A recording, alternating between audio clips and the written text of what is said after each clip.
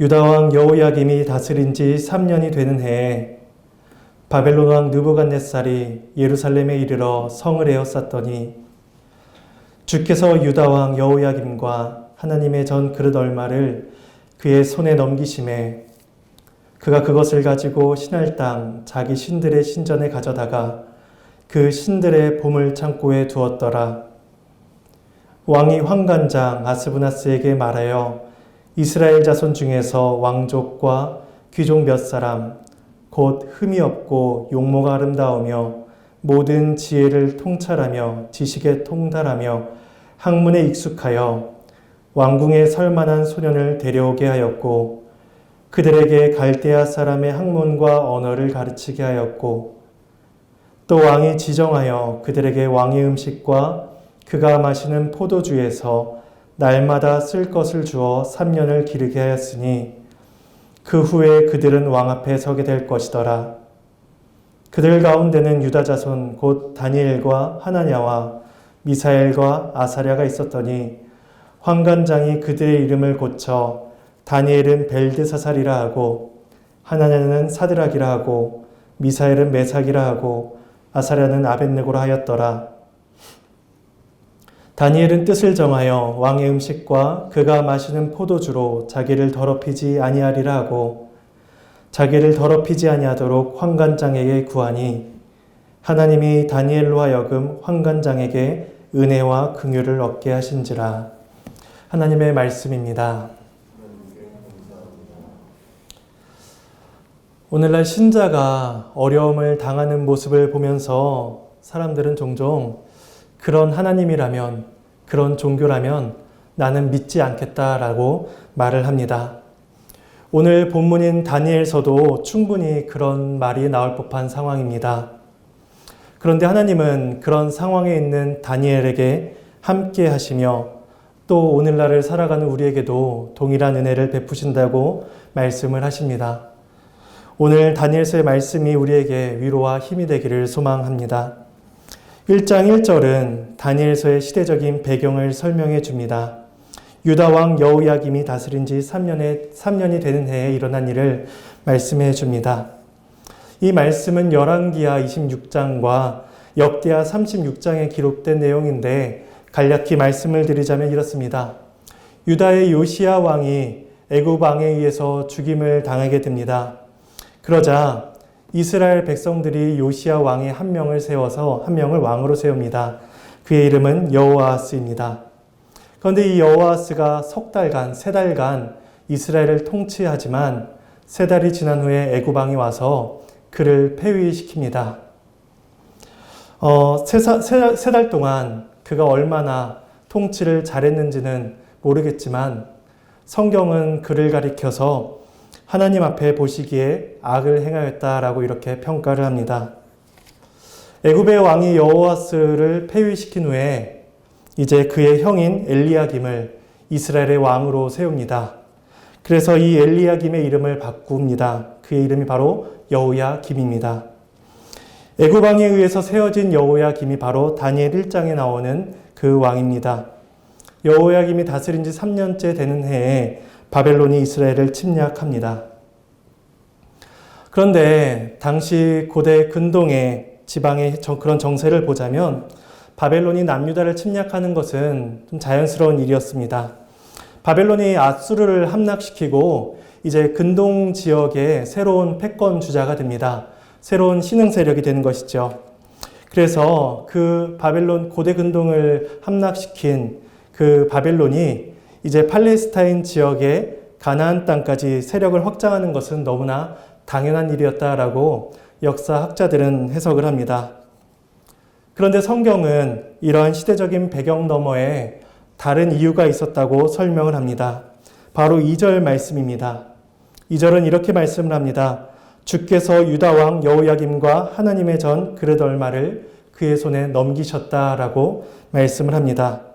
하나님께서 유다를 바벨론에게 넘기신 것입니다. 우리는 하나님께서 이스라엘을 어떻게 다스리시고 통치하신지를 잠시 살펴볼 필요가 있습니다. 하나님은 세상 민족 중에서 이스라엘을 하나님의 백성으로 선택하시고 구원하셨습니다. 그래서 그들에게 하나님의 말씀을 주시고 그 말씀을 따르게 하십니다.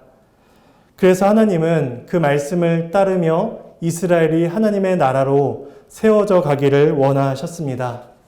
그래서 그렇게 세워지는 방편 가운데 하나님은 책망과 그러니까 저주와 칭찬, 축복을 내리십니다. 그래서 하나님은 축복과 징계를 통해서 이스라엘이 하나님의 백성답게 사는 법을 가르치십니다. 마치 오늘날 우리가 학생들을 칭찬하고 때로는 책망하면서 또 자녀들을 그렇게 키우는 것처럼 하나님은 이스라엘 백성들을 그렇게 세워나가십니다. 그런데 이스라엘 백성들이 그런 하나님 앞에 어떻게 태도를 취할까요? 여호야김의 시대는 이스라엘 시대의 끝자락이었습니다. 마치 나라의 멸망을 향해서 내리막길을 향해 내려가는 그러한 시대였습니다. 당시 여호야김이 이러한 핑계를 댈지 모르겠습니다. 이미 우리나라는 망해가고 있습니다. 이미 주변 나라의 국력은 강대해졌고 우리나라는 극히 쇠약해졌으니 우리는 이미 멸망을 눈앞에 두고 있습니다. 이 내리막길에서 멈출 수 없습니다. 나는 이 내리막길 브레이크가 고장난 그런 나라를 물려받은 자와 같습니다. 라고 변명을 할지 모르겠습니다. 그런데 하나님께서는 이 여호야김에게도 분명히 말씀을 하셨습니다. 우리가 잠시 구약성경 예레미야 36장을 살펴보도록 하겠습니다. 예레미야 36장에 가면 하나님께서 여호야김에게 말씀을 하시는 장면이 나옵니다. 36장 2절과 3절입니다. 함께 2절과 3절 말씀을 읽어보도록 하겠습니다. 너는 두루마리 책을 가져다가 내가 내게 말하던 날, 곧 요시야의 날부터 오늘까지 이스라엘과 유다와 모든 나라에 대하여 내가 내게 일러준 모든 말을 거기에 기록하라. 유다 가문이 내가 그들에게 내리려 한 모든 재난을 듣고 각기 악한 길에서 돌이키리니 그리하면 내가 그 악과 죄를 용서하리라 하시니라. 하나님께서 예레미야를 통하여서 말씀을 하십니다. 그 말씀을 기록하게 하시고 그 말씀을 기억나게 하시며 그 말씀을 듣게 하십니다. 그것은 바로 이스라엘로 하여금 듣고 회개하라는 것입니다. 듣고 자신의 죄악을 깨닫고 회개하는 자에게는 하나님께서 용서를 베푸시겠다라고 하나님은 말씀하십니다. 종종 사람들은 어떤 기회에 있어서 너무 늦었다라고 말들을 하곤 합니다. 그러나 복음은 그렇지 않습니다. 복음이 그 사람에게 선포되는 한, 복음이 그 사람에게 귀에 들리는 한, 복음은 그 사람이 회개하고 돌이킬 것을 촉구합니다. 이것이 복음의 능력이며 이것이 복음의 은혜입니다. 멈출 수 없을 것 같았던 심판의 내리막길에서도 하나님은 회개한 자에게 돌이키는 용서의 은혜를 베풀고 계십니다. 그런데 이러한 하나님의 촉구에도 불구하고 예레미야 36장 23절에 가면 여호야김이 어떻게 하나님의 말씀 앞에서 행동했는지가 나타납니다. 23절 말씀입니다. 여호디가 서너 쪽을 낭독하면 왕이 칼로 그것을 연하여 베어 화로 불에 던져서 두루마리를 모두 태웠더라. 왕과 그의 신하들이 이 모든 말을 듣고도 두려워하거나 자기들의 옷을 찢지 아니하였고 엘라단과 들라야와 그마랴가 왕께 두루마리를 불사르지 말도록 아뢰어도 왕이 듣지 아니하였다라고 말을 합니다. 관리가 왕 앞에서 여호야김 왕 앞에서 하나님의 말씀을 쭉 낭독을 합니다. 서너 쪽을 낭독하면 왕이 그 두루마리를 받아서 칼로 그것을 베어버립니다. 그리고 자신 앞에 있는 화롯불에 던져서 하나님의 말씀을 다 태워버립니다. 몇몇의 관리만이 왕에게 이르기를 간청하기를 그렇게 하지 말기를 간청하지만 왕은 멈출 생각이 없습니다. 말씀을 찢어 태우는 그의 행동 속에서 이스라엘이 여호야긴 왕이 하나님을 얼마나 가볍게 여기고 대적했는지를 우리는 알 수가 있습니다. 회개하지 않는 자들, 끝끝내 하나님을 가볍게 여기는 자들에게 하나님은 징계를 내리십니다. 이스라엘에게 내려진 하나님의 징계는 그들을 바벨론에 넘기시는 것이었습니다. 그리고 하나님은 그 포로 기간을 통해서 이스라엘을 다시 회복시키시기를 원하셨습니다. 이것이 하나님의 징계의 목적이었습니다. 성경은 이 모든 것이 하나님께서 행하신 일이라고 말씀합니다. 그래서 하나님이 하셨다라는 이 말 속에는 하나님이 실패하셨다거나 하나님이 바벨론에게 패배하셨다는 것이 아니라 이것도 하나님이 일하시는 방법이라는 것입니다. 그러나 다니엘의 시대에나 또 오늘날에나 많은 사람들이 이 세계에 일어나는 현상적인 일들로 모든 것들을 평가합니다. 바벨론 왕 느부갓네살은 자신이 승리했고 바벨론의 신이 이스라엘의 신을 굴복시켰다라고 생각합니다. 그래서 본문 2절의 말씀처럼 하나님의 전에서 나온 그릇들을 자기 나라, 자기 신들의 신전에 있는 신의 보물창고에 넣어둡니다. 패배한 이스라엘의 신을 자기 신의 보물창고에 넣어버린 것입니다. 일어난 현상으로만 보자면 하나님의 완벽한 실패였습니다. 성전이 침략당한 것은 마치 이를 증명하는 것과 같습니다. 성전은 이스라엘의 정체성이었기 때문입니다. 이스라엘이 세상과는 구별되는 나라였으며 또한 하나님께서 이스라엘과 함께 하신다는 것을 보여주는 것이 바로 이스라엘의 성전이었습니다. 하지만 이스라엘은 침략을 당했고 신실한 자들과 성전의 기물들은 빼앗겼습니다. 하나님의 나라, 하나님의 교회, 하나님의 백성이 세상인 바벨론에 패하고 포로로 끌려온 것입니다. 누가 봐도 하나님은 역사하시지 않는 것 같으며 누가 봐도 세상이 더 강력해 보이는 현실인 것입니다. 다니엘은 그런 세상에 포로가 된 사람이었습니다. 그런데 그때 세상의 왕이 그 포로인 다니엘에게 손을 내밉니다. 본문 4절과 5절을 보면 그 포로들을 왕궁에 세우려 합니다. 왕 앞에서 일하는 자로 만들기 위해서 그들을 불러드립니다. 포로들을 힘을 쓰는 노역을 하는 노예로 부르는 것이 아니라 왕 앞에 일하는 관리로 세우고자 한 것입니다. 왜냐하면 그렇게 함으로 말미암아 자연스럽게 포로들이 바벨론 왕국을 자신들의 나라로 받아들이게 될 것이기 때문입니다. 또한 그 포로들을 통해서 이스라엘의 영향력을 행사하기에도 좋을 것이라 판단했을 것입니다. 예전에 한 다큐멘터리를 보았는데 이제 중국이 이제 중국 주변 나라에 있는 소수 민족들에게 이제 그 나라에 살고 있는 아이들을 자기의 나라로 데리고 가서 이제 국가 대학교에서 교육을 시키는 장면이 나왔습니다. 이제 중국의 돈을 그들에게 주어서 이제 무료로 교육을 시키고 생활을 할 수 있게 한 것이죠. 중국이 그렇게 그들을 교육을 시킨 이유는 결국에 소수 민족에 대한 영향력을 끼치기 위함이었습니다. 마치 바벨론이 그러한 정책을 펼치는 것입니다. 그래서 4절 마지막 부분에 이렇게 말씀을 합니다. 그들에게 갈대아 사람의 학문과 언어를 가르치게 하였다라고 이야기합니다. 바벨론의 학문과 언어를 가르칩니다.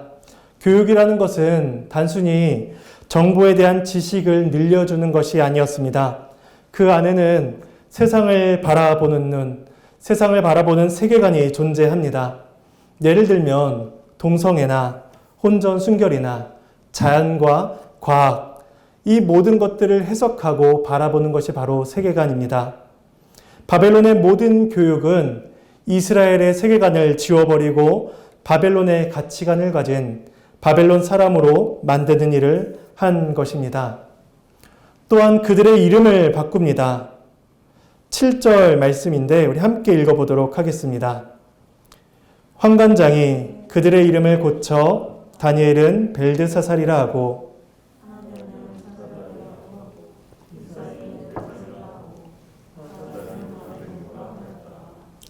원래 이스라엘인들이 가진 이름은 다니엘 하나냐, 미사엘 아사랴였습니다.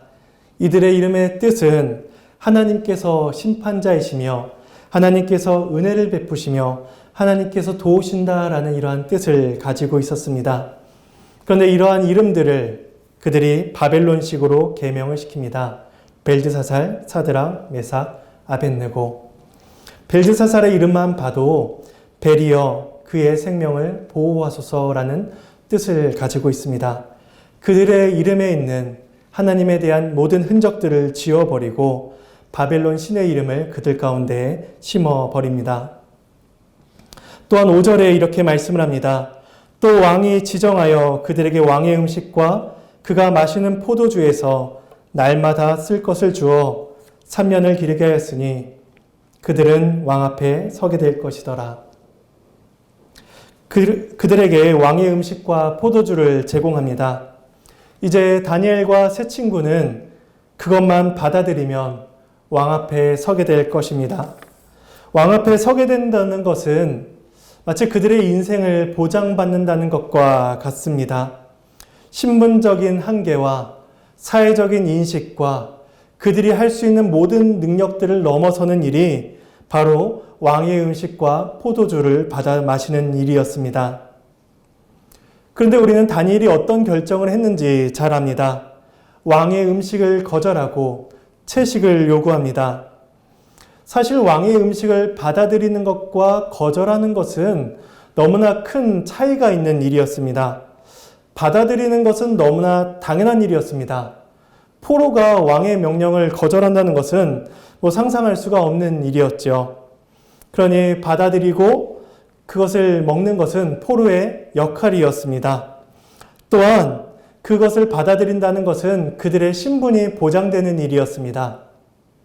반면에 왕의 음식을 거절한다는 것은 그 왕에 대한 명령을 불순종하는 것이며 그 불순종은 결국 그들에게 죽음이 처해질 수 있다는 것이었습니다. 우리는 다니엘의 1장의 결론을 이미 알고 있기 때문에 다니엘의 결정에 조금 고개가 끄덕여질 수도 있지만 성경은 다니엘이 총리가 될 것을 미리 알고 그렇게 행했다라고 결코 이야기하지 않습니다. 8절을 보면 다니엘이 뜻을 정하였다라고 말을 합니다. 이것은 그가 하나의 길을 선택을 했음을 보여줍니다. 그리고 그것은 죽음을 감수한 일이었습니다.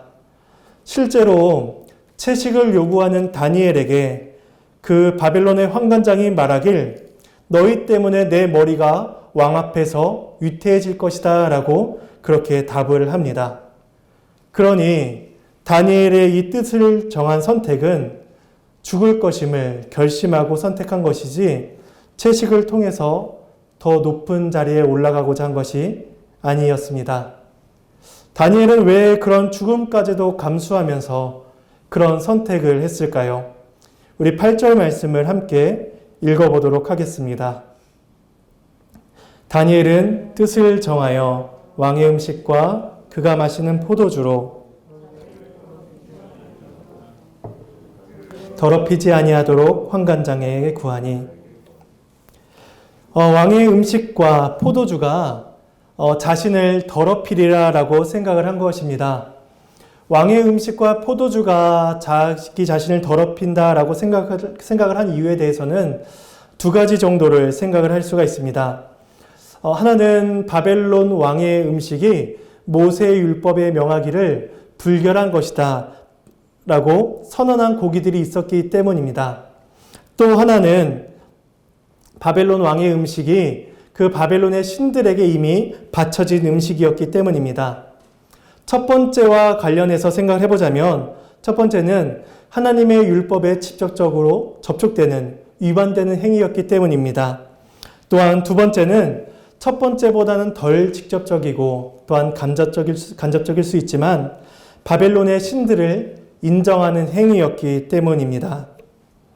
우상 숭배에 있어서 신들에게 드려진 음식을 받는다는 것은 신들의 호의를 자신들이 받아 누리는 것을 인정하는 태도였기 때문입니다. 왕의 음식과 포도주를 먹기만 하면 현실이 안정적이고 미래가 보장되는 일이었지만, 그러나 그것을 먹는 순간 내 인생의 주인이, 내 인생을 책임지는 분이 하나님이 아니라 바벨론의 신임을 인정하게 되는 태도였던 것입니다. 그래서 다니엘은 왕의 음식을 거절합니다. 율법에 어긋나는 일이었을 뿐만 아니라 자신이 바벨론의 신을 의지하며 사는 자가 아님을 드러내기 위함이었습니다. 그는 기름진 왕의 음식이 아니라 그에 비해 한없이 초라한 채식을 선택함으로 자신이 하나님의 도우심을 받고 사는 자임을 드러냅니다. 그렇다면 이러한 다니엘의 모습이 우리에게 어떠한 교훈을 줄까요? 우리는 먼저 이 세상과 우리의 관계를 생각을 해볼 필요가 있습니다.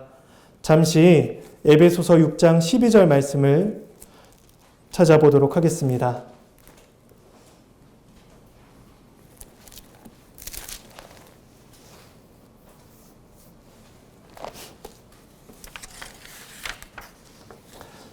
에베소서 6장 12절 말씀입니다. 우리 함께 읽어보겠습니다. 우리의 씨름은 혈과 육을 상대하는 것이 아니요 통치자들과 권세들과 이 어둠의 세상 주관자들과 하늘에 있는 악의 영들을 상대함이라. 우리가 싸워야 하는 싸움, 그것을 가리켜 씨름이라고 이야기하는데, 이것은 단순히 운동 경기의 씨름을 이야기하는 것이 아닙니다. 바울이 말하고자 하는 씨름은 생사를 가르는 치열한 싸움을 의미합니다. 그래서 이 싸움은 사람과의 싸움이 아닙니다. 어둠의 세상 주관자들과 하늘에 있는 악의 영들과의 싸움입니다. 하나님께서는 일정 기간 동안 마귀에게 권세를 부릴 수 있도록 허용해 주셨습니다. 그래서 마귀의 권세는 예수님께서 재림하실 때까지 계속될 것입니다. 그래서 이 땅을 살아가는 모든 사람들에게는 세상의 주인이 하나님이 아니라 악한 영의 지배 아래에 있는 것처럼 보여집니다. 마치 느부갓네살 왕이 성전의 그릇들을 바벨론의 신들의 창고에 넣어두고 승전가를 불렀던 것처럼, 악한 마귀는 이 땅의 주인이 자신인 것처럼 하나님과 교회를 조롱하고 있습니다. 우리가 겪는 이 현상 세계만 보자면 우리는 바벨론의 포로였던 다니엘과 같이 세상의 포로가 된 사람들입니다. 악한 마귀가 우리를 압제하며 우리의 세계관과 우리의 정체성을 바꾸려 합니다. 이 세상의 풍조가 과연 어떻습니까? 하나님께 영광을 돌리기보다 하나님을 대적하고 하나님을 불순종하게 만듭니다. 기술의 발전과 학문의 발달은 우리들의 삶을 조금 더 윤택하게 만들지는 모르지만 그것들이 결코 하나님의 영광을 드러내는 데에 사용되지 않고 있습니다. 세상의 학문은 어떤 사람에게는 물질적인 세계관을 심어주며 어떤 사람에게는 쾌락적인 세계관을 심어줍니다. 그래서 모든 사람들의 인생의 목적은 자신의 만족과 기쁨을 위해서 나아갈 뿐입니다. 또한 세상은 그리스도인이라는 정체성을 없애려고 합니다. 우리가 그리스도인, 성도라고 불리는 것은 우리의 삶이 그리스도를 주라 고백하며 주의 거룩한 말씀을 따라 사는 자들이기 때문입니다. 그래서 우리는 그리스도인이라, 신자라, 성도라 불립니다. 그런데 이 세상은 우리가 그리스도인으로 불리기보다 대한민국 사람, 누구의 부모, 또한 어느 직장의 직원으로 불리기를 원합니다.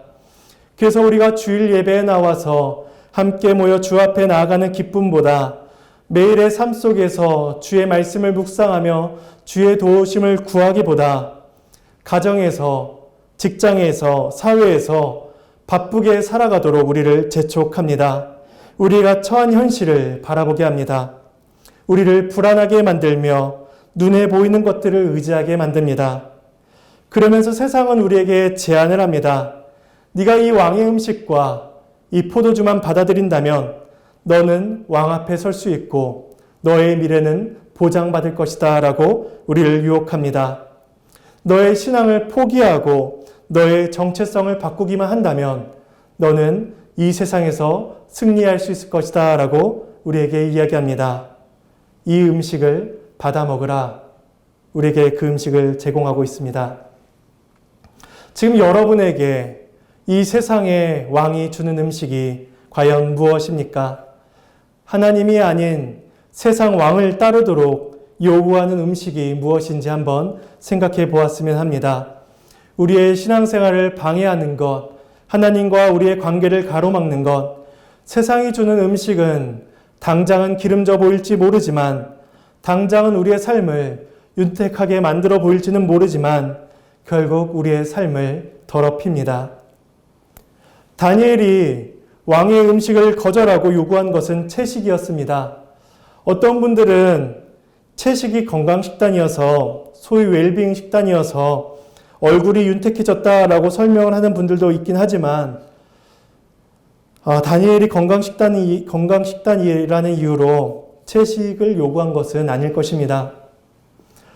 그는 왕의 음식과 비교되는 작고 초라한 음식을 통해서 자신의 진정한 왕이 누구인지를 고백을 합니다. 비록 자신은 세상의 포로로 살아가고 있으며 하나님은 침묵하고 계시며 교회는 한없이 미약해 보이는 이 현실 속에서 그는 그 채식을 선택함으로 하나님은 여전히 이스라엘의 하나님이시며 자신의 하나님이심을 고백하기를 원합니다. 우리의 삶도 동일합니다. 세상은 우리에게 어둠의 권세를 행사합니다. 우리의 삶은 수고와 슬픔뿐이다 라고 이야기할 만합니다. 세상은 우리를 향하여 넓은 길을 보여주며 세상의 원리에 따라 살라라고 우리를 유혹합니다. 그러나 우리에게 필요한 것은 왕의 음식이 아니라 하나님이 우리의 하나님이시라는 믿음과 그 믿음을 쫓아 사는 삶인 것입니다. 다니엘은 뜻을 정하여 주의 말씀을 따릅니다. 다니엘이 선택한 이 채식은 왕의 음식에 비해서는 한없이 초라한 것이었지만 하나님은 어느 누구도 기대하지 않았던 그 채식을 통하여서 일하십니다. 이처럼 하나님의 일하심은 우리의 기대와는 너무나 다릅니다. 아무런 능력도 없어 보이는 것을 통하여서, 초라한 것을 통하여서 하나님은 우리를 살리시고 하나님은 우리에게 은혜를 베푸십니다. 하나님께서 우리에게 구원을 베푸시는 방식도 그러합니다. 잠시 구약 성경 이사야 53장을 가보도록 하겠습니다. 구약 성경 1033페이지입니다.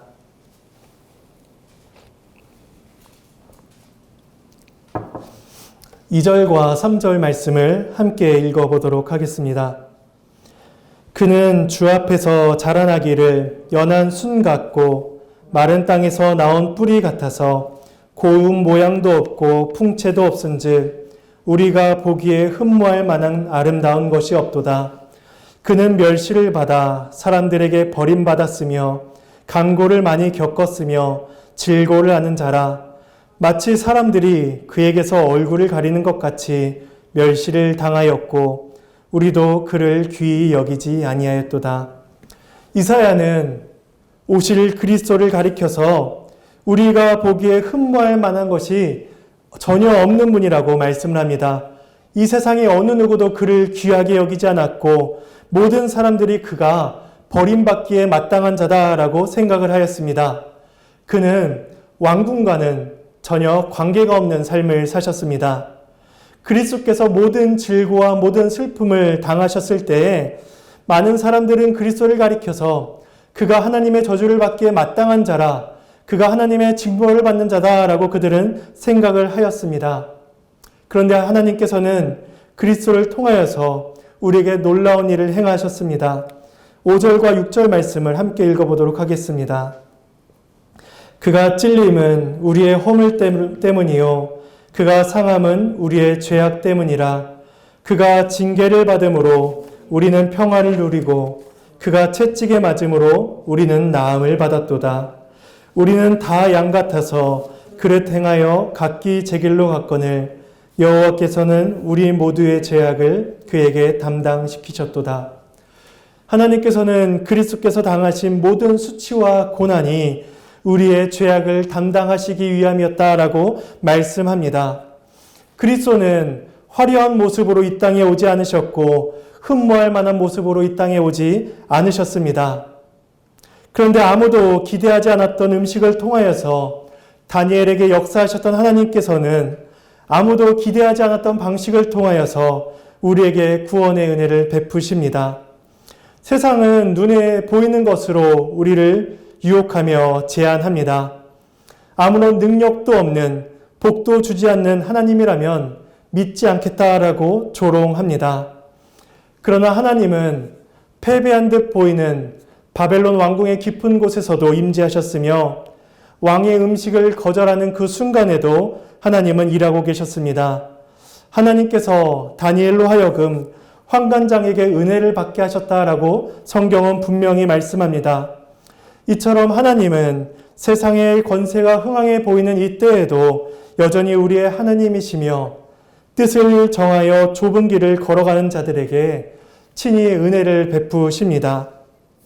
이것이 눈에 보이지 않는 세계를 믿음으로, 소망으로 붙들고 사는 자에게 주시는 하나님의 은혜인 것입니다. 우리는 비록 세상의 포로인 듯 보이지만 세상이 주는 음식과 세상이 제한하는 음식으로, 포도주로 삶을 보장받는 자들이 아닙니다. 보이지 아니하시지만 세상의 주인이신 하나님의 섭리와 하나님의 보호 가운데 살아가는 자들입니다. 이러한 하나님의 은혜로 살아가는 저와 여러분이 되기를 간절히 소망합니다.